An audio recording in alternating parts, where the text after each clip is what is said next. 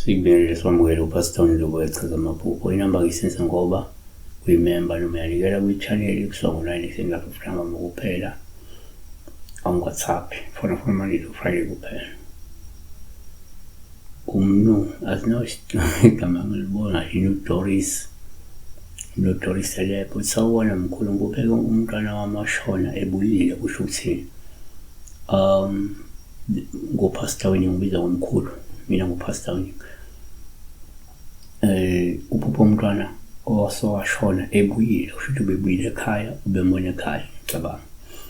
So she dreamt of her late child being back at home.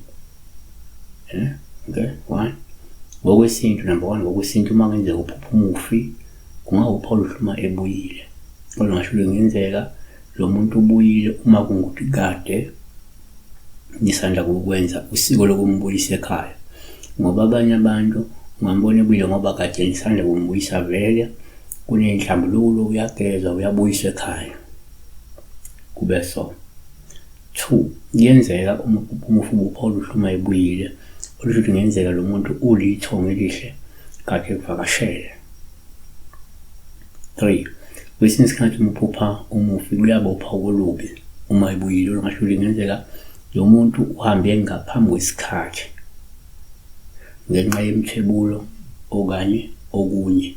Ikakhulukazi manje ukuthi usanda kungcwatshwa bengakalungiselwa lutho. Abanye unokubona umuntu benimncaba la sibikho lesinimupha ulakhaya. So lo muntu loyo usube ethwebulekile sube ehambe before time. 4.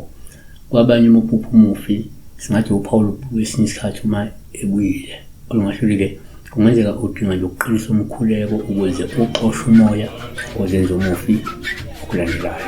Siyabonga ukuqala umuntu ngasekho ebuyile.